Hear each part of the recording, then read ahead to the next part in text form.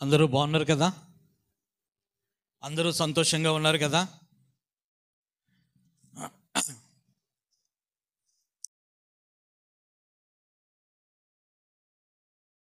Good Friday ఎన్ని రోజులు చేసుకుంటాం మనము? ప్రశ్న అడుగుతున్నాను, జవాబు చెప్పాలి. మీరు చెప్పాలి. ఎన్ని రోజులు చేసుకుంటాం మనం గుడ్ ఫ్రైడే? అంటే యేసుక్రీస్తు ప్రభుల వారిని సిలువేసినటువంటి ఆ శుభదినాన్ని, ఆ మంచి రోజును ఎన్ని రోజులు జరుపుకుంటాం మనము? ఒక్కరోజా, 2 రోజులా, 3 రోజులా? ఒక్కరోజే. ఎన్ని రోజులు? ఒక్కరోజే. మనము ప్రొద్దుటే వచ్చి మందిరంలో కూర్చొని విలపిస్తూ, ప్రభువా మా పాపముల కొరకు నీవు యాగమయ్యావా అని చెప్పి సాయంత్రం వరకు పాటించి ఏం చేస్తాం? మనం వెళ్ళిపోతాం. ఆ తర్వాత వచ్చే పండుగ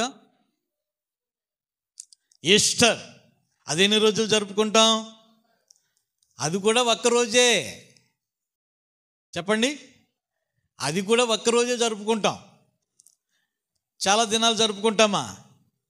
లేదు. యావత్ ప్రపంచంలో కూడా గుడ్ ఫ్రైడే కావచ్చు, ఈస్టరే కావచ్చు. ఈస్టర్ అంటే పునరుత్థాన దినము. ఆయన సమాధిని చీల్చుకొని బయటకు సజీవుడిగా వచ్చినటువంటి మహాపర్వదినము. సరే, మనము క్రిస్మస్ దినాలలో ఉన్నాం. మనము దేవుడు చాలా ప్రత్యేకమైనటువంటి వాడు, అనంత జ్ఞాని.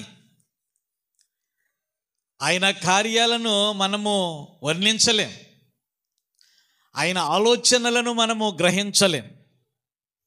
మన బుర్ర ఎంత ఉంటుందండి? అంతలో ఉన్నటువంటి మెదడు ఎంత ఉంటుందండి? కొద్దిగానే మనం ఆలోచన చేస్తూ ఉంటాం. ఆ ఆలోచన చేసే విధానంలో కూడా పరమాత్ముడు ఏం చేశాడు? మనకి మంచి సహృదయాలు ఇచ్చాడు. మంచిగా ఆలోచించండి, నా గురించి మీకు అర్థమవుతుంది నేను ఎవరినో అన్నట్లుగా ఈ లోక సంబంధమైనటువంటి వాటి మీద మన ఆలోచనలు కొద్దిగా పెట్టి దేవుని మీద ఎక్కువగా పెట్టినట్లయితే దేవుని యొక్క సంగతులు మనకు అర్థమవుతాయి. ఈ క్రిస్మస్ అనేటువంటిది ఒకరోజు జరుపుకునే పండుగ, లేకపోతే అనేక దినాలు జరుపుకునే పండుగ? ఏమండి? ఎస్. ఏంటండి? నవంబర్ మాసము అనుకుంటాను, 15వ తారీఖు నుండి జనవరి నెల 15వ తారీఖు వరకు, అంటే ఒక 2 నెలల పాటు ఎంత పెద్ద సెలబ్రేషన్ అండి! ఎంత పెద్ద సెలబ్రేషను! ఎవరైనా పుట్టిన దినము మహోత్సవంగా చేసుకున్నట్లయితే ఆ దినంతో కంప్లీట్ కదా. ఆ రోజుతో అది ఎండ్ అయిపోతుంది. వండుకున్న వంటకాలతో, వచ్చినటువంటి మనుషులతో, తొడుక్కున్నటువంటి బట్టలతో, కోసుకున్నటువంటి కేకుతో, ఆర్పుకున్నటువంటి ఏమండి క్రొవ్వొత్తులతో ఏమైపోతుంది? Celebration finish. 1,00,000 రూపాయలు ఖర్చు పెట్టుకోవచ్చు, లేకపోతే 2 లక్షలు ఖర్చు పెట్టుకోవచ్చు, స్తోమతను బట్టి. ఫినిష్ అయిపోయింది. కానీ యేసుక్రీస్తు ప్రభు వారి యొక్క ఈ జన్మదినాలు ఏ అయితే ఉన్నాయో అది ఒక రోజుతో అయ్యేది కాదు. యావత్ ప్రపంచంలో ఉన్నటువంటి మేధావులు అందరూ కూడా గ్రహించాలి. ఒక రోజుతో వీళ్ళ చేసేసుకుంటారు, నా చరిత్ర చెప్పటానికి వీలుండదు. అర్థమవుతుంది కదా?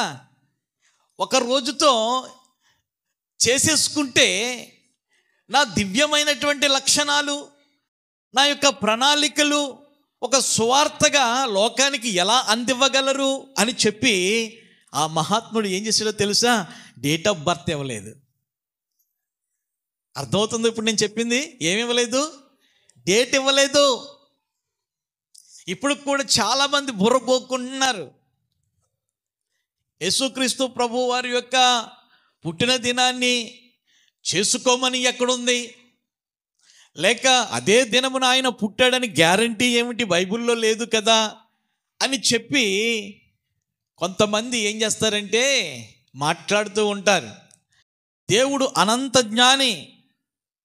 మనము పరిమితముగా ఆలోచన చేస్తాం, ఆయన అపరిమితముగా ఆలోచన చేస్తాడు. శాశ్వతమైనటువంటి ప్రణాళిక, ఆయన చిత్తము భూలోకములో జరగాలి. భూలోకములో ఉన్నటువంటి ప్రజలందరూ కూడా ఆయన కొరకై ఉన్నటువంటి గొప్ప ప్రణాళిక తెలుసుకోవాలి అంటే ఆ 25వ తారీఖు నా పుట్టినరోజు అని చెప్పేసుకున్నట్లయితే ఆ రోజుతో అయిపోతుంది. ఏమని మాట్లాడగలం ఆయన గురించి? ఆయనను కన్నె మేరీ గురించి చెప్పగలమా? ఆయనను పెంచిన యోసేపు గారి గురించి చెప్పుకోగలమా? ఆయన చేసిన కార్పెంటరీ గురించి మనము చెప్పగలమా? దేని గురించి మనం మాట్లాడగలం? ఏది మాట్లాడినా ఒక అరగంట గంటలో అయిపోతుంది. ఒక మానవుని యొక్క చరిత్ర పుటలుగా వాళ్ళు రాసుకున్నటువంటి డైరీని బట్టి తరువాత కాలంలో ఉన్నటువంటి వారు ప్రేమతో అచ్చు వేస్తే ఒక 30 పేజీలో, ఒక 50 పేజీలో, ఒక 100 పేజీలో ఒక వ్యక్తి లేచింది మొదలు ఆయన యొక్క కాలకృత్యాలు, ఆయన యొక్క అనుదిన కార్యక్రమాలు, ఆయన మాటలు, ఆయన తీర్పులు, ఆయన స్కూల్కి వెళ్ళడం, చదవడం, ఇవన్నీ కూడా దాంట్లో ఉంటాయి. ఒక మానవుని యొక్క వ్యక్తిత్వము, లేకపోతే మానవుని యొక్క చరిత్ర.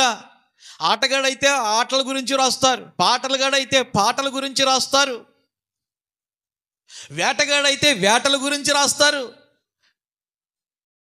కేవలం మానవులకు ఉన్నటువంటి ఆలోచనను బట్టి వాళ్ళ యొక్క ప్రేమ చరిత్ర, వాళ్ళ యొక్క జీవిత చరిత్ర, ఏమండి, ఒకరోజు ఉండొచ్చు, 2 రోజులు ఉండొచ్చు. ఈయన అలా కాదు కదా, అర్థం చేసుకున్నారా? ఈయన అలా కాదు. పరమాత్ముడు మానవుని రూపం దాల్చి వచ్చినటువంటి చరిత్ర క్రిస్మస్ అంటే. అర్థమవుతుందా? క్రిస్మస్ అంటే ఏమిటి? పరమాత్ముడు మానవుని యొక్క రూపం దాల్చి భూలోకానికి వచ్చినటువంటి దివ్య చరిత్ర. ఆ చరిత్ర చెప్పుకోవటానికి 25వ తారీఖు పెడితే నా గురించి ఏం చెప్తారు వీళ్ళు? ఏమి సువార్త చేస్తారు? ప్రజలకు నేను తెలియబడాలని చెప్పి నా యొక్క జన్మస్థలము యావత్ ప్రపంచంలో ఉన్నటువంటి నడిబొడ్డును నేను ఎన్నుకున్నాను. వెలిగించినటువంటి దీపము మధ్యన గనక ఉన్నట్లయితే ఆ వెలుగు అంతటా వ్యాపిస్తుంది కదా. ఏదో ఒక మూలన పెట్టినట్లయితే, ఏదో ఒక ప్రక్కన పెట్టినట్లయితే అది సమముగా వెళ్ళదు అని చెప్పి నేను ఎన్నుకున్నాను కదా.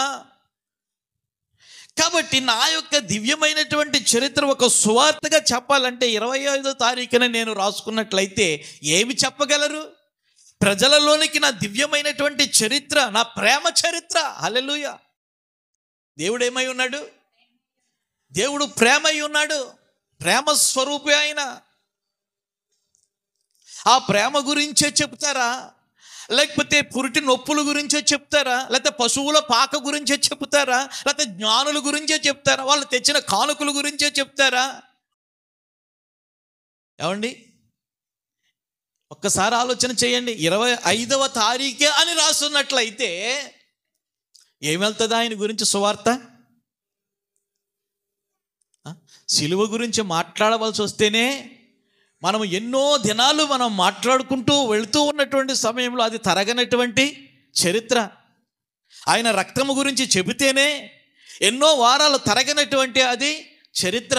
హల్లెలూయా.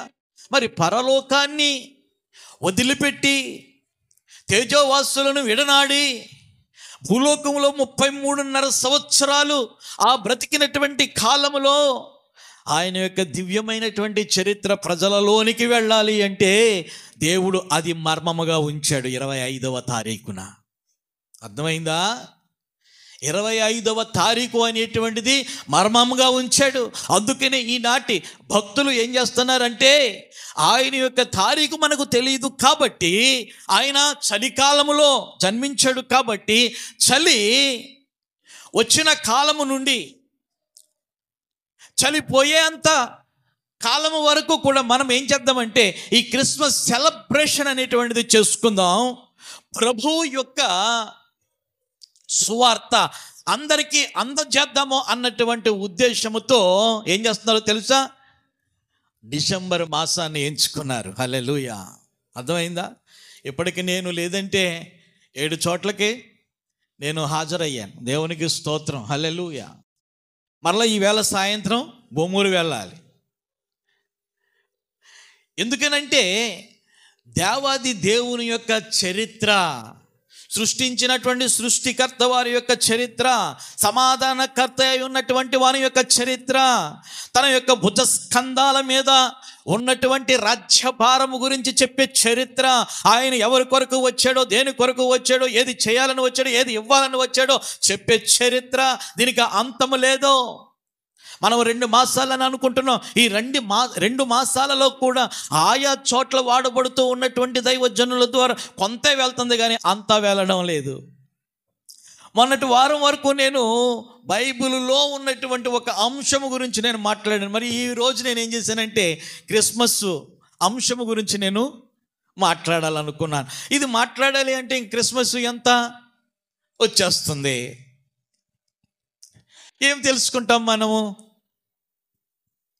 ప్రభువునందు ప్రియమైనటువంటి వారులారా, చాలామంది అనొచ్చు, చాలామంది పుట్టినరోజులు మేము చేసుకుంటున్నాం, ఫలానా రోజున వస్తుంది, మేము చక్కగా చేసుకుంటున్నాం అని చెప్పేసి మీ యేసు బాబుకుందా పుట్టినరోజు అని చెప్పి గేలు చేస్తూ ఉంటారు. లేదు. ఏం చేతనంటే దీనిని ఏ మాసం అంటారో తెలుసా? ఆనంద మాసం అంటారు. ఆనందంగా ఉన్నటువంటి వాళ్ళు దేవునికి స్తోత్రం చెప్దాం, ఏడ్చే వాళ్ళంతా దేవునికి స్తోత్రం చెప్దాం. అబ్బా, ఎవరండి ఏడుతున్నా? ఎవరు ఏడుస్తున్నారండి బాబు? హల్లెలూయా.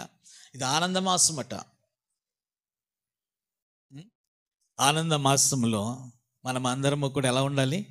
ఆనందము కలిగి ఉండాలి. దేవునికి స్తోత్రం. హల్లెలూయా.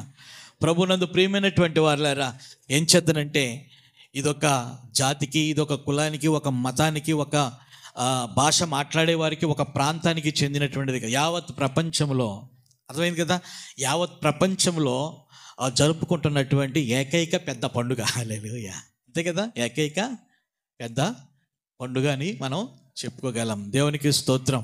ఇప్పుడు యేసు క్రీస్తు ప్రభులు వారు ఉన్నట్టుండి ఎవరికి చేయకుండా రాలేదు. ఒక ప్రముఖమైనటువంటి వ్యక్తి విదేశాలకు వెళ్ళాలి అంటే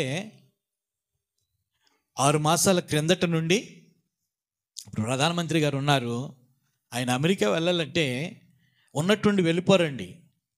ఉన్నట్టుండి వెళ్ళిపోరు. ఒకవేళ వాళ్ళు రమ్మన్నప్పటికీ కూడా ఉన్నట్టుండి వెళ్ళిపోరు. ఒక షెడ్యూల్ ఉంటుంది. 6 మాసాల ముందు నుంచో లేకపోతే 3 మాసాల ముందు నుంచో, ఇదిగో నేను వస్తున్నాను మీ యొక్క ఆ దేశము విజిట్ చేయటానికి అన్నట్లుగా ముందు అంబాసిడర్స్ ద్వారా ఏమవుతుందండి, వర్తమానం వెళుతుంది. అర్థమవుతుంది కదా, ఒక సిద్ధపాటు. అలాగే సృష్టించినటువంటి సృష్టికర్త వారు భూమండలం మీద ఉండాలని, పైగా ఎన్ని సంవత్సరాలు, 33.5 సంవత్సరాలు ఉండాలి అని చెప్పి ఆయన తీర్మానము చేసుకుంటూ ఉన్నప్పుడు ఏమండి చేయకుండా వచ్చేస్తాడు ఆయన? చేయకుండా వచ్చేస్తాడా? అకస్మాత్తుగా వచ్చేస్తాడా? అలా వచ్చినటువంటి వాళ్ళం మనం. ఈ లోకంలో ఎవరికి ఎటువంటి చరిత్ర ఉన్నా చేయకుండా వచ్చినటువంటి వాళ్ళం మనం. కానీ చెప్పి వచ్చినటువంటి వాడు ఆయన. అర్థమైందా? చెప్పి వచ్చినటువంటి వాడు ఆయన. ఎలా చెప్పబడింది అంటే ఆదికాండం చూడండి, 3వ అధ్యాయము. ఆదికాండము 3వ అధ్యాయము 15వ వాక్యము.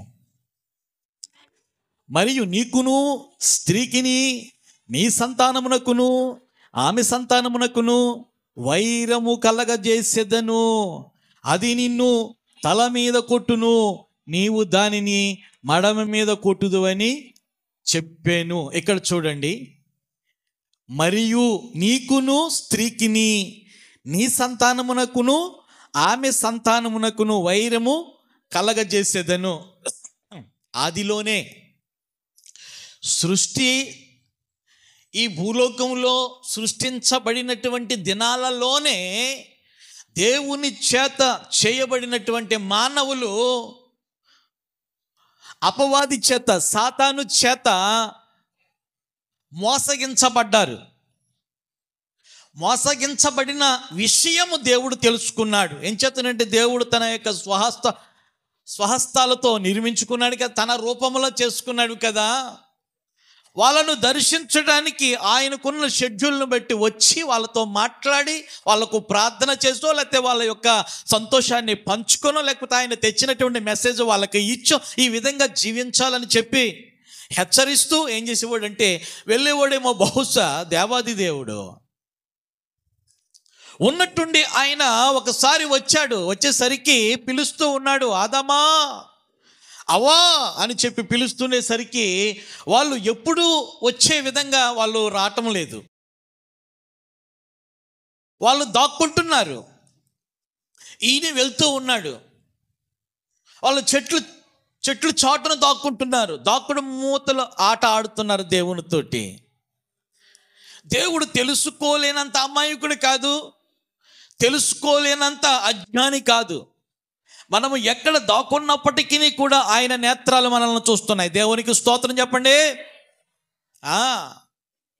సంఘానికి రాకుండా, మందిరానికి రాకుండా, వాక్యం వినకుండా మనం ఎక్కడ కూర్చున్నా, ఏ పని చేస్తున్నా ఆయన చూచే దేవుడు. ఆయన అజ్ఞాని కాదు.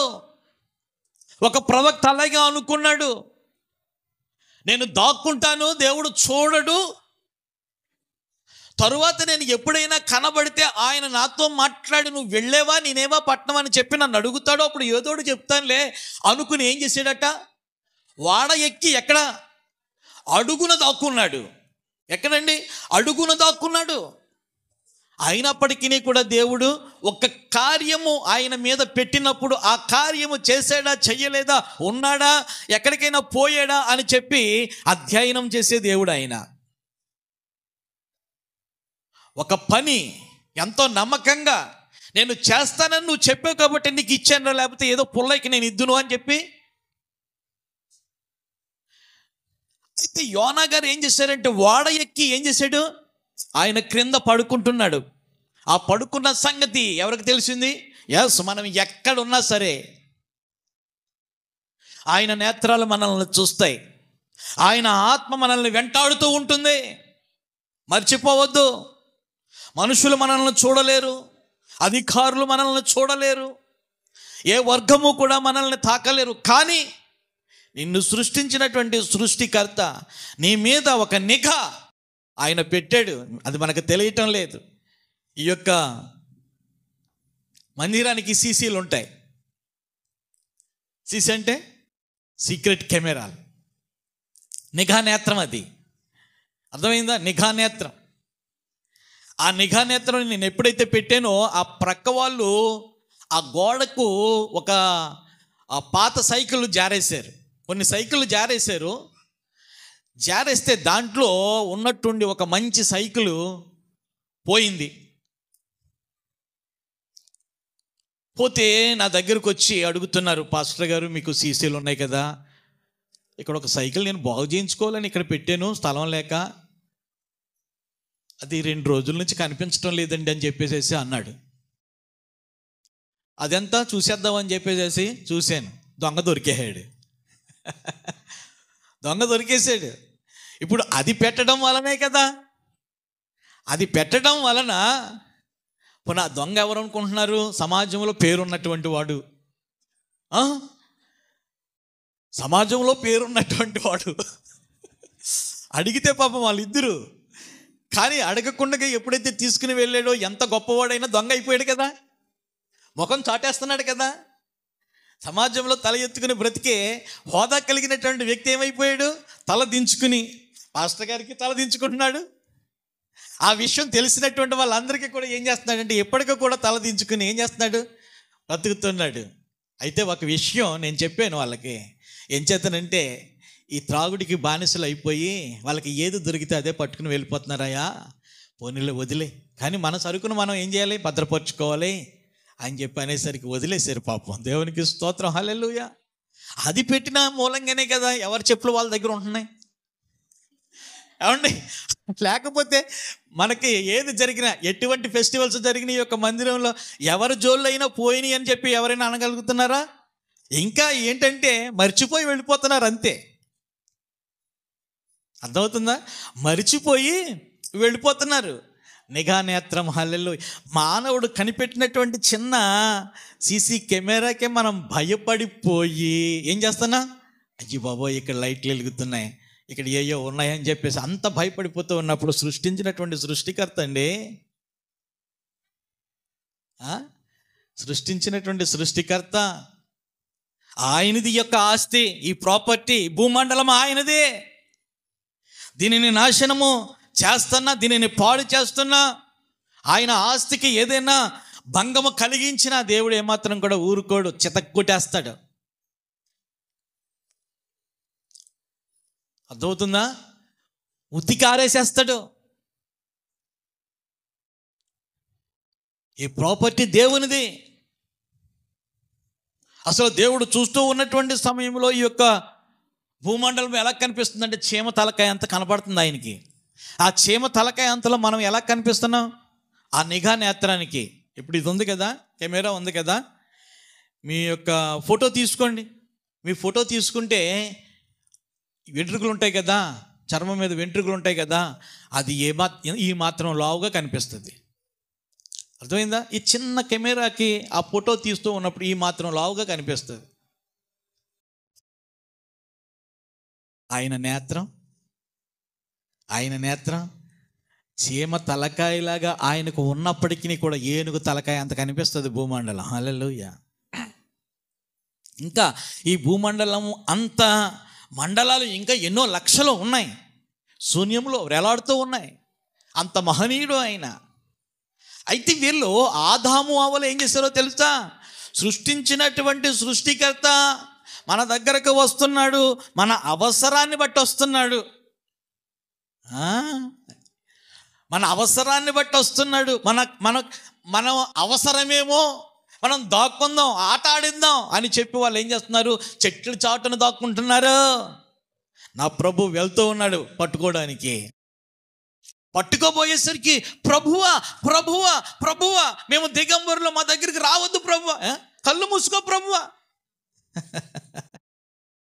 కళ్ళు మూసుకో ప్రభువా, మేము దిగంబరులు, మా మీద ఏమీ లేవు.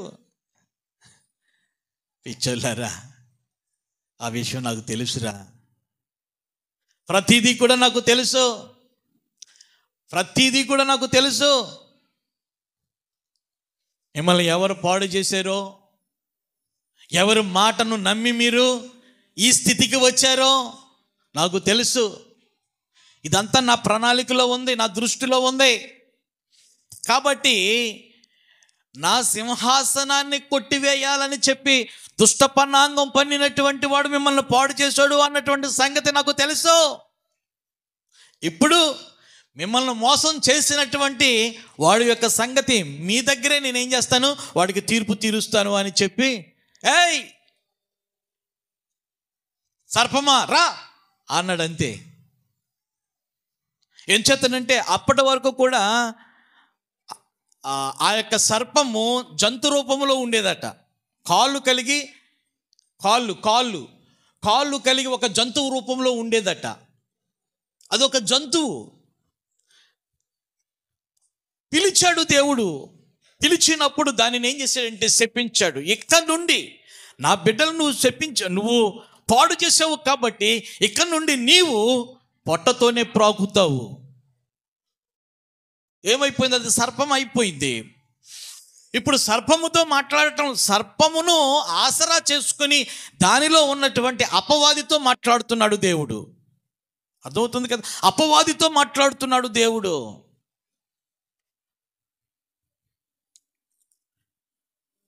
వీళ్ళని తాట తీయలేరు, కానీ తీసే వాడు ఒకడు మగధీరుడు వస్తున్నాడు. ఆయన నిన్నేం చేస్తాడంటే చితక కొడతాడు, నీ పొగరు అణిచేస్తాడు, నీ బలాన్ని తీసేస్తాడు, నిన్ను నాశనం చేయకుండా ఉండడు. ఆ వచ్చే ఆయన ఎలా వస్తాడంటే స్త్రీ సంతానముగా వస్తాడు. హల్లెలూయా. ఎలా వస్తాడు? స్త్రీ సంతానముగా వస్తాడు. ఏం చేస్తాడంటే యేసు క్రీస్తు ప్రభు వారు ఈ భూమిని దర్శించాడు అంటే, ఈ భూమండలం మీద ఆయన కన్య మేరీని ఆసరా చేసుకుని పుట్టాడు అంటే ప్రణాళికాబద్ధంగా జరిగింది, కానీ అప్పటికప్పుడు జరిగినది కాదు. అర్థం చేసుకోండి. ఒక సామాన్యమైనటువంటి వ్యక్తి ఒక దేశము వెళ్ళడానికి 6 మాసాల్లో 3 మాసాల్లో ముందుగా అక్కడ ఉన్నటువంటి పరిస్థితులన్నీ కూడా అర్థం చేసుకున్న తర్వాత, అవి పాసిబిలిటీ అయిన తరువాత అక్కడ నుండి వచ్చినటువంటి సంకేతాన్ని బట్టి వెళ్ళటం జరుగుతుంది కదా.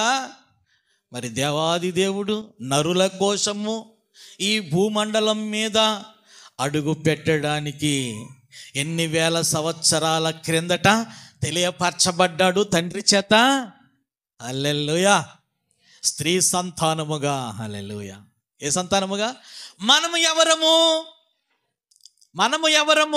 చూడండి, మత్తయి సువార్త మొట్టమొదటి అధ్యాయము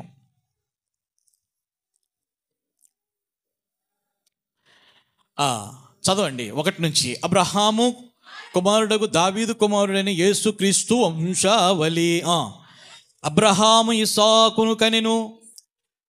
చూడండి, అబ్రహాం అంటే మగ ఆయన, తన కొడుకు ఇస్సాకును కన్నాడంట. తర్వాత ఇస్సాకు అనేటువంటి ఆయన యాకోబు అనేటువంటి అబ్బాయిని కన్నాడంట. యాకోబు అనేటువంటి అబ్బాయి యూదాను కన్నాడంట. అన్నదమ్ములను కన్నాడంట. యూదా గారు తామారు నందు పెరెసును జరహును కనెను. పెరెసు ఎస్రోనును కనెను. ఈ విధంగా చూస్తూ ఉన్నప్పుడు బాగా అర్థం చేసుకోండి. చదువుతున్నటువంటి సమయంలో మనము దీనిలో తప్పులు ఉన్నాయని చెప్పి ఎంచకూడదు. బైబిల్ గ్రంథం, ఒక అమ్మాయి హాస్పిటల్లో ఉన్నటువంటి ఒక ఆయనకు ఈ నూతన నిబంధన గ్రంథం ఇచ్చి, ఇది చదవండి అయ్యా, ప్రభువు మీకు దర్శనం ఇచ్చి మాట్లాడతాడు, ఇది దేవుని యొక్క మాటలతో కూడినటువంటి పుస్తకము అని చెప్పి ఇస్తే, బాగానే ఇచ్చావు అమ్మాయి నువ్వు, నాకు ఖాళీగానే ఉంది, నాకు ఖాళీ అయినటువంటి సమయంలో చదువుతాను, నువ్వు వెళ్ళిరా అమ్మ అని చెప్పేసి బైబిల్ గ్రంథం తలగడ మీద పెట్టేసి వెళ్ళమన్నాడట. ఆ అమ్మాయి వెళ్ళిపోయింది. అప్పుడు ఈ నూతన నిబంధన ఫస్ట్ పేజీ తీసి చదువుతున్నటువంటి సమయంలో గందరగోళం అయిపోయింది ఆయన యొక్క మనసు. ఇదేంటి, అబ్రహాము కుమారుడు దావీదు కుమారుడైన యేసుక్రీస్తు వంశాలు బాగానే ఉంది. అబ్రహాము ఇస్సాకును కనెను, ఇస్సాకు యాకోబును కనెను, యాకోబు. ఇక్కడ స్త్రీల పదం రావటం లేదు, అంతా కూడా పురుషులే సంసారం చేసి పురుషులే కనేసినట్లుగా వ్రాయబడి ఉంది. ఇది శుద్ధ తప్పు. ఎలా కనిపిస్తుంది ఇది? ఈ పుస్తకము శుద్ధ తప్పు. ఎవడు రాశాడో, అసలు పెన్న పెట్టడమే పాపం, ఇది వ్రాయటమే తప్పు. ఎక్కడైనా మగోళ్ళని కంటారా? అసలు మగోళ్ళు కంటారా? ఇదేంటి, అదంతా కూడా శుద్ధ తప్పు. చదవకూడదు ఈ పుస్తకం అని చెప్పేసి పక్కన పెట్టేశాడు. పాపం మరలా 2వ రోజున అమ్మాయి వచ్చింది. అయ్యా, నేను ఇచ్చినటువంటి గ్రంథం చదివారా మీరు? ఏమైనా అర్థమైందా? అమ్మ, అర్థమైంది. ఏమర్థమైంది? ఏం చదివారు? మగోళ్ళు కంటారని అర్థమైందమ్మా. మగోళ్ళు కంఠం ఏమిటండి? మగాళ్ళు కంఠం ఏంటి? మీరు ఎంతమందిని కన్నారేంటి అని చెప్పేసి అడిగిందంట ఆ పాప. నేనెక్కడ కంటాను? మా ఆవిడ కన్నది 2. మరి ఆడోళ్ళే కంటారు, మరి నీ గ్రంథంలో అలా లేదే. అబ్రహాము ఇస్సాకును కనెను, ఇస్సాకు యాకోబును కనెను, ఇలాగనుంది. అప్పుడు ఆ అమ్మాయి తన యొక్క మందిరంలో క్రిస్మస్ రోజున చెప్పినటువంటి అంశము హృదయంలో దాచుకుందట. అయ్యా, నేను చిన్నపిల్లనే, నాకు అంతగా జ్ఞానం లేదు. మా అయ్యగారు క్రిస్మస్ గురించి మాటలు చెప్తూ ఉన్న సమయంలో నేను కొన్ని మాటలను నేను అర్థం చేసుకుని హృదయంలో పెట్టుకున్నాను. మనము భూలోకంలో ఉన్నటువంటి ప్రతి ఒక్కరూ కూడా పురుష సంతానం అంటండి. ఏ సంతానము? పురుష సంతానమట. కానీ మనల్ని రక్షించడానికి వచ్చాడే రక్షకుడిగా, ఆయన మాత్రము ఒక్కడే స్త్రీ సంతానము. అది కూడా దీనిలోనే వ్రాయబడి ఉందట. మీరు చదువుతూ ఉన్నప్పుడు మీకు అర్థమైపోతుందయ్యా. ఏం చేతనంటే ఆయన జన్మకు మన యొక్క జన్మకు చాలా తేడా. ఆయన ఎవరంటే సృష్టించినటువంటి సృష్టికర్త, ఆ పరమాత్ముడు నరావతారిగా రావడానికి ఒక కన్యకను ఏం చేసుకున్నాడు? ఏర్పాటు చేసుకున్నాడు. పెళ్ళైనటువంటి అమ్మాయిని కాదు, పెళ్ళి కాని అమ్మాయిని ఏర్పాటు చేసుకొని పరిశుద్ధాత్మ వలన ఆయన పుట్టడం జరిగింది. ఇంత కథ ఉంది.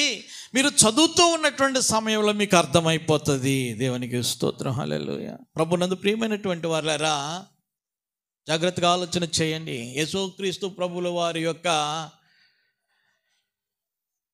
జన్మ వృత్తాంతము తెలుసుకోవాలి అంటే ప్రణాళికాబద్ధమైనటువంటిది. ఆ తండ్రి అయినటువంటి దేవుడు స్త్రీ సంతానముగా వస్తాడు అన్నటువంటి ఆ మహాపురుషుండి కొంతమంది యోగులు, కొంతమంది మహారుషులు, కొంతమంది ప్రవక్తలు ప్రవచించి ఏం చేశారో తెలుసా? ఆ వస్తూ ఉన్నటువంటి ఆయన యొక్క లక్షణాలు ఏం చేశారండి? చెప్పటం జరిగింది. అంటే ఆయన ఒక 700-800 సంవత్సరాలకే పుడతాడు అనగా ముందుగా యెషయా గారు చూడండి, 9వ అధ్యాయము, యెషయా గ్రంథము 9వ అధ్యాయము. ఇది ఈవేళ అయ్యేది కాదు. మనకు శిశువు పుట్టెను, మనకు కుమారుడు అనుగ్రహింపబడెను, ఆయన భుజము మీద రాజ్యభారముండును, ఆశ్చర్యకరుడు, ఆలోచనకర్త, బలవంతుడైన దేవుడు, నిత్యుడగు తండ్రి, సమాధానకర్తయగు అధిపతి అని అతనికి పేరు పెట్టబడును. ఇప్పుడు చూడండి, తండ్రి అయినటువంటి దేవుడు 4000 సంవత్సరాలకు ముందే స్త్రీ సంతానముగా వస్తాడు అని చెప్పి ఆ పరమాత్ముడై ఉన్నటువంటి యేసుక్రీస్తు ప్రభు వారి యొక్క రాకడ గురించి తెలియపరిచారు. అర్థమైందా లేదా? అర్థమైందా? ఇప్పుడు ఆయన వచ్చే గడియలు ఆసన్నం అవుతూ ఉన్నాయి, గడియలు ఆసన్నం అవుతున్నాయి. ఆ సమయంలో ఆ ప్రజలను బాగోగులు చూస్తూ భక్తిపరంగా నడిపిస్తూ ఉన్నటువంటి ప్రవక్త గారు యెషయా గారు ఏమని చేస్తున్నారంటే, ప్రబోధము, మనకు శిశువు పుట్టెను, మనకు కుమారుడు అనుగ్రహింపబడిను, ఆయన భుజము మీద రాజ్యభారము ఉండును. ఆయన పేర్లు చెప్తున్నాడు. ఆశ్చర్యకరుడు, ఆశ్చర్యకరుడు. దేవునికి స్తోత్రం. ఆ స్త్రీ సంతానముగా రాబోతూ ఉన్నటువంటి వాడు ఆశ్చర్యకరుడు. ఎన్ని ఆశ్చర్య కార్యాలు చేశాడు యేసయ్య. ఎంచేతనంటే మనము యేసయ్య చేసినటువంటి కార్యాలు మనం తలపోస్తూ ఉన్నాం. మనం కళ్ళారా చూడలేదు కానీ తలపోస్తూ ఉన్నాం. తలపోస్తూ ఉన్నటువంటి సమయంలో అవన్నీ కూడా ఇంత అద్భుతంగా, ఇంత ఆశ్చర్యకరంగా జరిగినాయా అని చెప్పి మనకు అనిపిస్తూ ఉంది. అంటే ఆయన వచ్చి వెళ్ళిపోయిన 2000 సంవత్సరాలకు మనం పుట్టాము. ఇప్పుడు ఆయన యొక్క స్టోరీ వింటున్నాము, ఆయన యొక్క ఆశ్చర్య కార్యాలు మనము వింటూ ఉన్నాము, ఆయన అద్భుత కార్యాలు మనము చూస్తూ ఉన్నాము. అప్పుడు మనము ఎరగక ముందే, ఆయన పుట్టక ముందే ఆయన చేసే కార్యాలేంటో, ఆయన పొందుకోబోయే బిరుదులేంటో ఈ మహనీయుడు ఏం చేశాడండి? చెప్పాడు. దేవునికి స్తోత్రం. చెప్పినట్టుగానే యేసుక్రీస్తు ప్రభు వారికి అన్ని బిరుదులు ఇవ్వటం జరిగింది. ఆయన గూర్చినటువంటి ఆశ్చర్యకరుడు, ఆలోచనకర్త. ఎన్ని పాటలు పాడతాం అలాగా? ఎన్ని పాటలు పాడతాం? ఎన్నో పాటలు. అర్థమైందా? ఎన్నో పాటలు ఆయన చేస్తూ ఉన్నటువంటి అద్భుత కార్యాల గురించి. నీళ్లను ద్రాక్షారసంగా మార్చేసి 5 రొట్టెలు 2 చేపలు 5,000 మందికి పంచిపెట్టగా 12 గంపలు మిగిలినటువంటి మొక్కలు. దేవునికి స్తోత్రం, హల్లెలూయా. ప్రభునందు ప్రియమైనటువంటి వారులారా, యేసుక్రీస్తు ప్రభు వారి యొక్క చరిత్ర క్రిస్మస్ దినముతో అయిపోయే చరిత్ర కాదు. అందుకనే 25వ తారీఖు అనేటువంటిది పెట్టలేదు. కానీ 25వ తారీఖే కరెక్టే. ఆయన పుట్టినటువంటిది 25వ తారీఖే కరెక్టే. కానీ ఆ యొక్క రుజువు గ్రంథంలో ఇవ్వలేదు.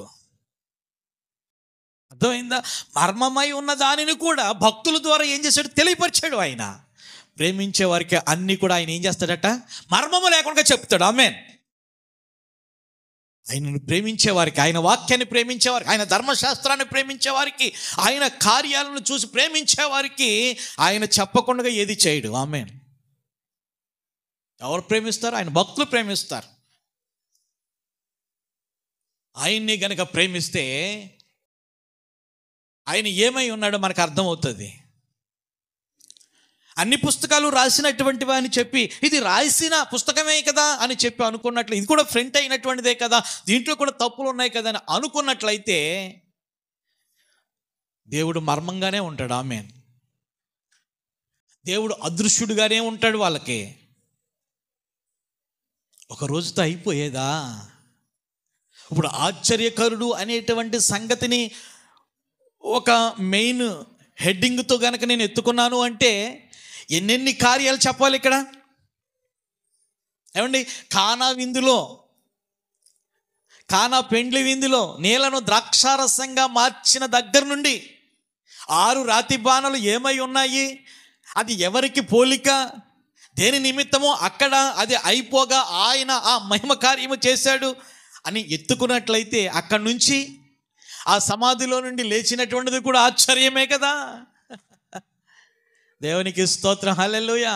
క్రిస్మస్ అనేటువంటిది చూస్తున్నప్పుడు పరమాత్ముడు మానవుడిగా భూమండలం మీద అడుగుపెట్టిన వాని మహనీయుని యొక్క దివ్యమైన చరిత్ర. హల్లెలూయా. సామాన్యమైనటువంటిది కాదు. ఒక సంఘ సేవ చేస్తూ ఉన్నటువంటి సేవకునికే ఒక 50-40 పేజీలు పుస్తకము ప్రింట్ చేసి, ఆ సేవకుడు ఎంత గొప్పోడు, ఆయన అహర్నిశలు కూడా దేవుని యొక్క సేవ నిమిత్తము చేస్తూ చేస్తూ చేస్తూ అనేక మందిని బాగు చేస్తూ, ఈ విధంగా కథలు లేనివి ఉన్నాయి లేని రాసేసి చెప్తూ ఉన్నప్పుడు ఆ మహనీయుని యొక్క దివ్యమైనటువంటి చరిత్ర. హల్లెలూయా. ఆయన ఏమై ఉన్నాడు? ఆయన ఏమై ఉన్నాడు? ఆయన ఏమై ఉన్నాడు? అమరత్వము కలిగినటువంటి వాడే, ఎవరు సమీపింపరానటువంటి తేజస్సులో ఉన్నటువంటి మహనీయుడండి.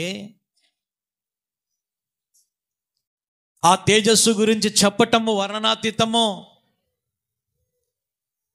అటువంటి మహనీయుడు ఎంత తగ్గించుకుంటే ఆ మరియమ్మ గర్భంలో పడతాడండి. ఎంత తగ్గించుకుంటే పడతాడు? ఎంత తగ్గించుకుంటే పడతాడు? మహాకాశములను పట్టజాలినటువంటి మహోన్నతుడు ఆ మరియమ్మ గర్భంలో అలాగే ముడిపోయాడు అంటే ఎంత చరిత్ర అండి అది.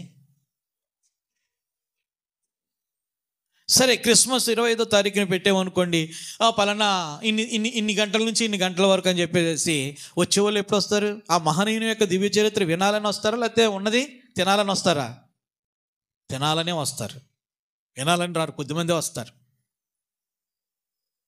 ఏం చేస్తానంటే పెట్టేది ఏదో సమృద్ధిగా పెట్టాలి, మనకు పేరు రావాలని చెప్పి పాస్టర్ గారు పాకులాడుతూ ఉంటారు కదా, లేకపోతే అక్కడ అరేంజ్ చేస్తున్నటువంటి వాళ్ళు పాకులాడతారు కదా, బాగా పెట్టారు అని చెప్పి పేరు రావాలని చెప్పి కొంతమంది. అవే మరి వాళ్ళకి ఎన్ని మాటలు అర్థమవుతాయి?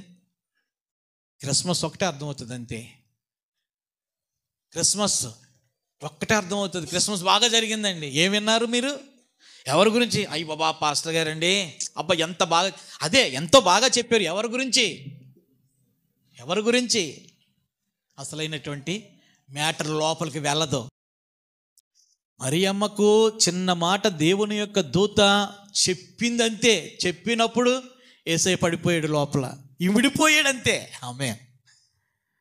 యేసయ్య పుట్టిక ప్రణాళిక బద్ధమైనటువంటిది. రెండోది ఏంటంటే పరిశుద్ధమైనటువంటిది.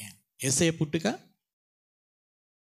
పరిశుద్ధమైనటువంటిది, మర్చిపోకండి. ఒకటి ప్రణాళికబద్ధమైనటువంటిది, ప్రవక్తల ద్వారా తెలియపరచబడి సమయం అయిపోయినప్పుడు కన్యమేరీ గర్భవాసన బయటకు వచ్చాడు. అపవిత్రమైనటువంటిది కాదు యేసయ్య జన్మము, పరిశుద్ధమైనటువంటిది. ఒకటి ప్రణాళికాబద్ధమైనటువంటిది, రెండోది ఎందుకని అంటున్నానంటే మత్తయి సువార్త చూడండి, లూకా సువార్త 1:30.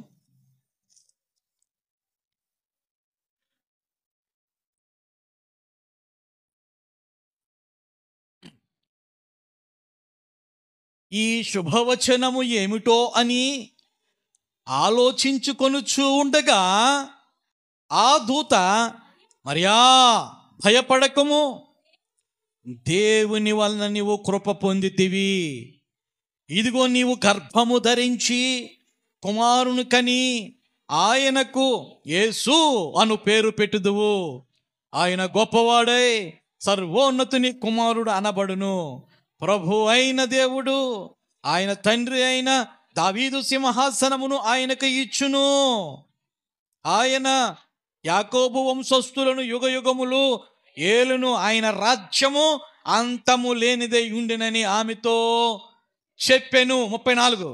అందుకు ఆ మరియ తల్లి, నేను పురుషుణ్ణి ఎరుగని దాననే. చాలండి. ఏమంటుంది? తండ్రి పంపించగా దేవదూత వారు వచ్చారు. వచ్చేసరికి ఉలుక్కు పడింది. ఏం చేతనంటే దేవదూతలు వస్తే చాలా తేజోవాసులు కాబట్టి చాలా వెలుగు, దివ్యమైనటువంటి వెలుగు, ఆ వెలుగు చూడలేరట. ఏం చేతనంటే సేవ చేస్తూ ఉన్నటువంటి జకరియా గారి దగ్గరికి వస్తే జకరియా గారు భయపడ్డారు. పొలంలో గొర్రెల కాపర్లు వాళ్ళ యొక్క మందను కాచుకుంటూ ఉన్నటువంటి సమయంలో కూడా దేవుని యొక్క దూత వస్తే వాళ్ళు కూడా భయపడిపోయారు. యోసేపు కల వచ్చింది కదా, యోసేపుకి కల వచ్చింది. ఎవరు? మరియమ్మ గారితో ఎంగేజ్మెంట్ అయినటువంటి యోసేపు గారికి కల వచ్చింది. కలలో కూడా దేవుని యొక్క దూత. అప్పుడు కూడా ఆయన కంగారు పడిపోయాడు.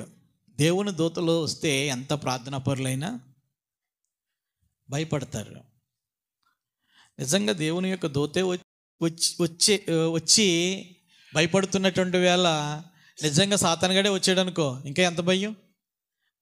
మసిముఖముడు కదా వాడు వస్తే ఇంకా భయం. వాడు ఇంకేం చెప్పడు, నేను తీసుకెళ్ళిపోతాను, నువ్వు వచ్చేయి అంటాడు, అంతే. నిన్ను తీసుకెళ్ళిపోతాను, నువ్వు వచ్చేయి. కానీ దేవుని యొక్క దూత అలా కాదు, బలపరుస్తుంది. భయపడే వాళ్ళని ఏం చేస్తుంది? భయాన్ని పోగొట్టి ధైర్యపరుస్తుంది. ఆమేన్, హల్లెలూయా. దేవుని యొక్క దూతలు ఒక మంచి సమాచారం ఇవ్వడానికే దేవుని చేత పంపబడినటువంటి దేవుని యొక్క దూతలు.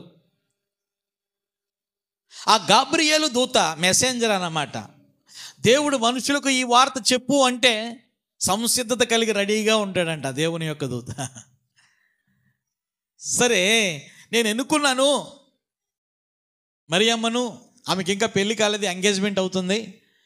ఎంగేజ్మెంట్ అయ్యిందంటే వాళ్ళు వీళ్ళు ఒప్పుకుంటే ఈరోజే బహుశా పెళ్ళి అయిపోతుంది. కాబట్టి ఆమె చాలా పరిశుద్ధంగా ఉంది, ఆమె చాలా నిదానంతో ఉంది, చాలా ఆతృత కలిగి ఉంది.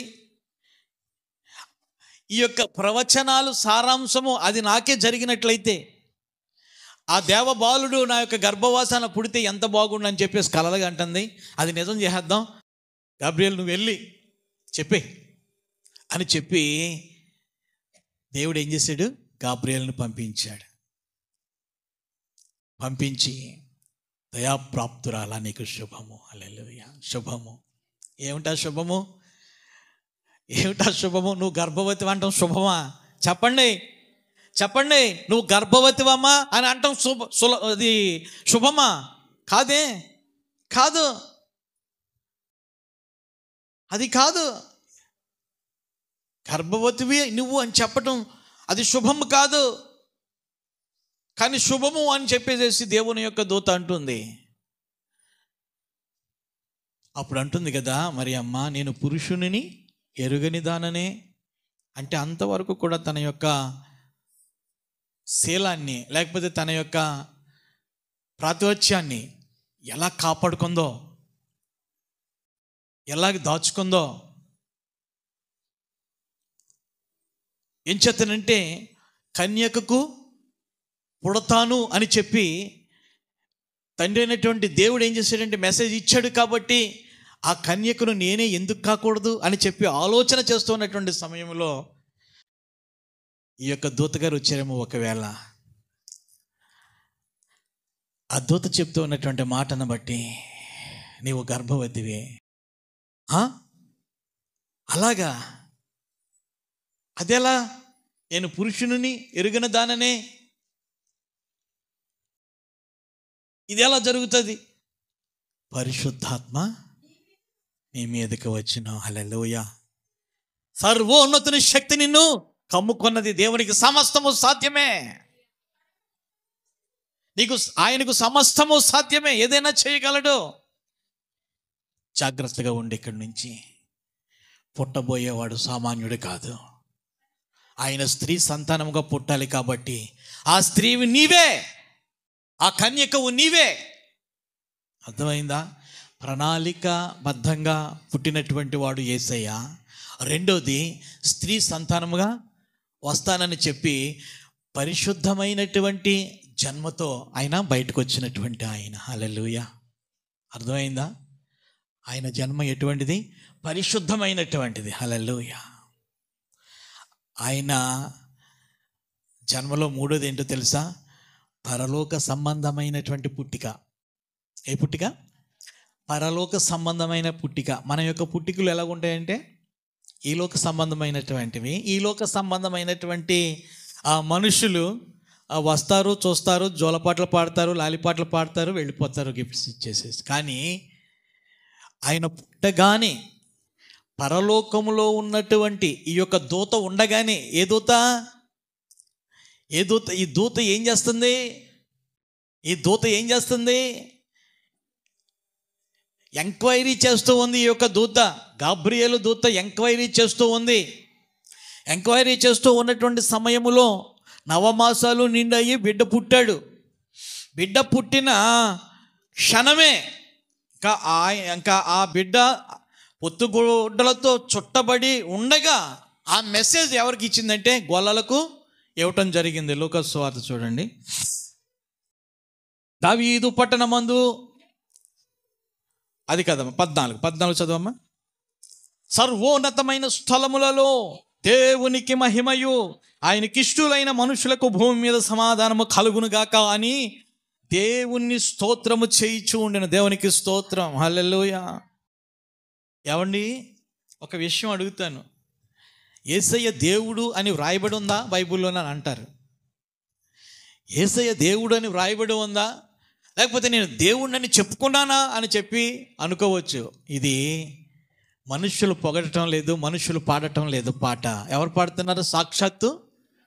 సాక్షాత్తు దేవుని యొక్క పరమండలమున దేవుణ్ణి చూసినటువంటి, దేవునితో ఉన్నటువంటి ఆ తేజోవాసులు వచ్చి, అయ్యా నీవు ఎంచుకున్నటువంటి స్థలంలో నువ్వు పుట్టావయ్యా, నిన్ను మేము పాడి పొగుడుతూ ఉన్నాం. నీవు భూలోక సంబంధమైనటువంటి వాడువు కాదు, పర సంబంధమైనటువంటి వాడువు. కాబట్టి మేము వచ్చాము, మా స్తుతులు నీకేనయ్యా దేవా అని చెప్పి.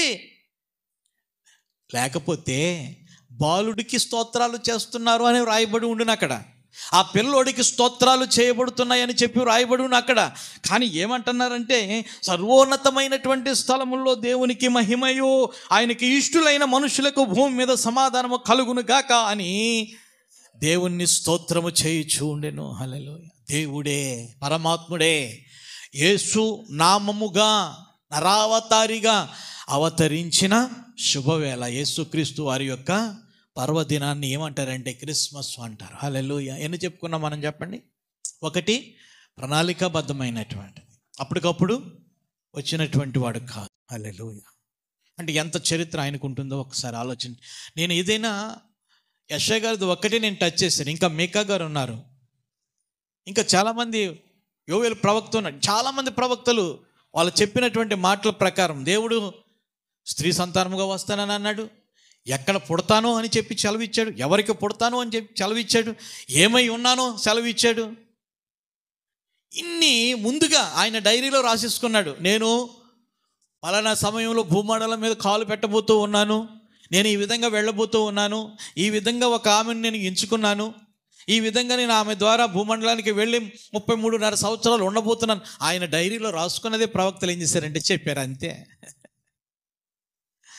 ఏనా రాసుకున్నది డైరీలో రాసుకున్నటువంటిది ఏం చేశారండి ప్రవక్తలు చెప్పారు. హల్లెలూయా. ఆయన పరసంబంధమైనటువంటి వాడు. నేను పైనుండి వచ్చాను. హల్లెలూయా. నేను దిగు వచ్చినటువంటి వాడిని మరలా నేను అక్కడికే తీసుకుని వెళ్తాను అన్నటువంటి వాడు. దేవునికి స్తోత్రం. హల్లెలూయా. అందరూ భూలోకానికి సంబంధించినటువంటి వాళ్ళే పుట్టారు, కానీ యేసునాథుడు భూమండలం మీద పరసంబంధమైనటువంటి వానిగా వచ్చి పుట్టాడు. హల్లెలూయా. దేవునికి స్తోత్రం. హల్లెలూయా. అయితే ఆయన ఎవరి కొరకు పుట్టాడు?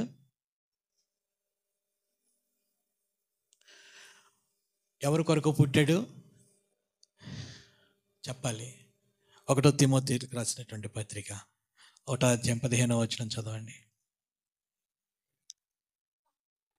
పాపులను రక్షించుట కొరకు క్రీస్తు యేసు లోకమునకు వచ్చెనను వాక్యము నమ్మదగినదియు పూర్ణాంగీకారమునకు యోగ్యమైనదియునై ఉన్నది. హల్లెలూయా. చూసారా ఎంత ఎవిడెన్స్? దేనిని రక్షించడానికి వచ్చాడు ఆయన?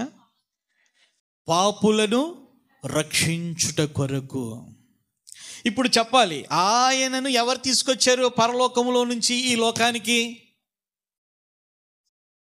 ఏమో చెప్తుంది. పరలోకములో నుండి అంత పవిత్రుడు, అంత పరిశుద్ధుడు, అంత మహనీయుడై ఉన్నటువంటి ప్రభు వారిని ఈ లోకానికి ఎవరు తీసుకొచ్చారు?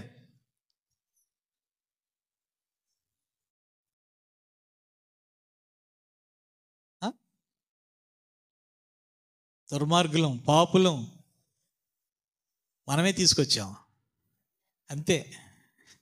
మన వల్లే వచ్చాడు ఆయన. అర్థమైందా? మన వల్లే వచ్చాడండి ఆయన. మన వల్లే వచ్చాడు ఆయన. ఆయన సృష్టించినటువంటి సృష్టిలో పలానా చోట పుణ్యం ఉందని ఎక్కడైనా ఉందా? పాపం లేనటువంటి స్థలం ఒక చోట ఉందని చెప్పి ఎక్కడైనా ఉందా? దోమలు లేనటువంటి స్థలం ఉందంట. అది ఎక్కడో చెప్తారు బుజ్జిబాబుకి కనుక తెలిసినట్లయితే చెప్తాడు, చరిత్రలో ఉంటుంది. దోమలు లేని ప్రాంతాలు ఉన్నాయి, పాములు లేని ప్రాంతాలు ఉన్నాయి, పక్షులు లేని ప్రాంతాలు ఉన్నాయి, కానీ పాపం లేనటువంటి ప్రాంతం ఎక్కడైనా ఉందా? ఆయన సృష్టి అంతా కూడా సర్వనాశనం చేసి పాడేశాడు సాతానుగాడు. ఏం చేశాడండి? సర్వనాశనం చేసి పాడేశాడు. ఆయన ఆజ్ఞల్లో నడవనీయక, ఆయన ఆజ్ఞానుసారంగా బ్రతకనివ్వక సాతానుగాడు తన యొక్క కుయుక్తుల చేత మాయలో పడేసేసి ఏం చేస్తున్నాడండి? సృష్టిని ఆరాధించే వారిగా చేసేసి దేవునికి కోపం తెప్పించాడు. దానిని బట్టి పాపులమైనటువంటి మన కొరకు ఆయన ఆ మండలాన్ని వదిలి 33.5 సంవత్సరాలు మనతో ఉండడానికి వచ్చాడు. ఏమి చెయ్యాలని? పరమ పవిత్రులను చెయ్యాలని. ఆమేన్. ఏం చెయ్యాలని? మాసిపోయినటువంటి కొంపకు మనం ఏమేస్తాం? సున్నం వేస్తాం. అది ఎలా కనిపిస్తుంది? కొత్తగా కనిపిస్తుంది. దేవునికి స్తోత్రం. బురదతో, పాపముతో, దుమ్ము ధూళితో నిండిపోయినటువంటి మన యొక్క హృదయాన్ని బాగు చేయటానికి ఆయన తన హృదయాన్ని ఇవ్వటానికి వచ్చినటువంటి మహనీయుడు. దేవునికి స్తోత్రం. హల్లెలూయా. మాటలతో చెప్పాడు చెప్పాడు చెప్పాడు చెప్పాడు చెప్పాడు మాటలతో చెప్పాడు. కొంతమంది మారారు. ఇంకా మాటలతో కూడా చెప్పలేనటువంటి పరిస్థితుల్లో ఆయన తన రుధిర ధారాలనే ఏం చేశాడు? మన కొరకు చెంది తన ప్రాణాన్ని ఇచ్చేసాడండి. హల్లెలూయా. ఎవరి కొరకు వచ్చాడు ఆయన? ఎవరి కొరకు పుట్టాడు ఆయన? పాపులను రక్షించుట కొరకు. హల్లెలూయా. పాపులమైనటువంటి మనల్ని రక్షించుట కొరకు ఆయన ఆయన పుట్టిక వెనకాల పరిశుభ్రత ఉంది. హల్లెలూయా. పవిత్రత ఉంది. హల్లెలూయా. వచ్చి చూచి ఎంజాయ్ చేసి వెళ్ళిపోవటానికి ఆయన రాలా. మనం ఏదైనా దేశం వెళ్తే ఎంజాయ్ చేసి వస్తాం, ఏదైనా పట్టణం వెళ్తే ఎంజాయ్ చేసి వస్తాం. ఒకవేళ ఇక్కడ వాళ్ళు కనుక అడిగినట్లయితే, నువ్వు అక్కడికి వెళ్ళావు కదా, మైసూరు వెళ్ళావు కదా, లేకపోతే బెంగళూరు వెళ్ళావు కదా, లేకపోతే అమెరికా వెళ్ళావు కదా, లేకపోతే థాయిలాండ్ వెళ్ళావు కదా, నువ్వు ఏం చేసావు, ఏం చూసావు అనేసరికి ఇంకా అక్కడ ఉన్నాయన్నీ కూడా మనం ఏం చేస్తాం, చెప్పటం లేట్ అయిపోతుంది అని చెప్పి సెల్ఫీలు అన్నీ చూపించేస్తాం. ఇక్కడ ఎంజాయ్ చేయటానికి రాలేదు యేసయ్య, ఆయన మరణించడం కోసం వచ్చాడు. దేనికోసం అండి? ఆయన మరణించడం కోసం వచ్చాడండి యేసయ్య. అసలు దేవునికి చావు ఉందా? దేవునికి పుట్టుక ఉందా? లేదు. అంత దిగిపోవలసినటువంటి స్థితి ఎవరు కలిగించారో తెలుసా? భూమండలం మీద ఆయన రూపాన్ని కోల్పోయి, ఆయన యొక్క మాటలను కోల్పోయి, ఆయన యొక్క ఆరాధన కోల్పోయి, ఆయన్ను ఆరాధించే స్థితి కోల్పోయి, పాడైపోయినటువంటి యొక్క భూమండలంలో ఉన్నటువంటి మానవ జాతిని పరమ పవిత్రులుగా చెయ్యటానికి నా రక్తమే శ్రేష్టమైనదని చెప్పి రక్తం ఇవ్వటానికి వచ్చినటువంటి మహనీయుడు దేవునికి ఇస్తూ, అందుకనే పుట్టాడు. ఆమె ఒకటి ప్రణాళికాబద్ధమైనటువంటిది, 2 పరిశుద్ధమైనటువంటిది ఆయన పుట్టిక, 3 పరలోక సంబంధమైనటువంటిది, 4 పాపులను రక్షించుట కొరకు ఆయన వచ్చాడు. ప్రపంచాన్ని 2 భాగాలుగా విభజించి వివరించినటువంటి చరిత్ర ఆయన పుట్టికకు మాత్రమే ఉంది. ఆమేన్. ప్రపంచాన్ని 2 భాగాలుగా విభజించి వివరించిన పుట్టికై ఉన్నది ఆయన చరిత్ర.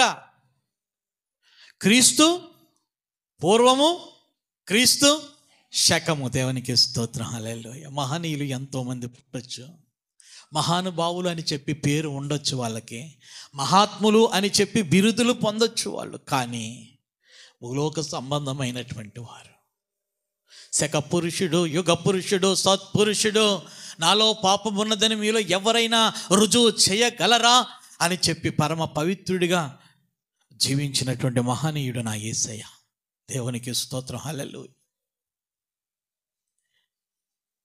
ఎన్ని చెప్పాను? మొత్తము 5 అంశాలు చెప్పాను. ప్రభునందు ప్రియమైనటువంటి వారులారా, మరి ఈ యొక్క అంశాలను మనము చెప్పుకోవటంలో ఇంత సమయం అయిందే, ఈ కొన్ని విషయాలు చెప్పుకోవటానికి సమయం అయిందే. మరి దేవుడే గనక హెబ్రూలో రాసిన, లేకపోతే గ్రీకులో రాసిన, లేకపోతే తెలుగులో అనువదించి డిసెంబర్ 25వ తారీఖున నేను పుట్టానది మీరు చేసుకోండి అంటే ఎంతసేపు చేద్దాం మనం? ఎన్ని వాక్యాలు చెప్పుకుంటాం ఆయనతోటి? మనం ఆయన గురించి ఎలాగ సువార్త మనం చెప్పగలం? మనము సువార్త చేయువాని పాదములు. దేవునికి స్తోత్రం. హల్లెలూయా. సువార్తను చెప్పటానికే ఒకడంటాడు, క్రిస్మస్ చెయ్యకూడదండి, మనం ఎక్కడుందండి? హల్లెలూయా. ఎక్కడుందని చెప్పి అనే వాళ్ళకి తల వంచొద్దు దయించి. సామాన్యమైనటువంటి పిల్లలు పుడితేనే మనం ఏం చేస్తున్నాం?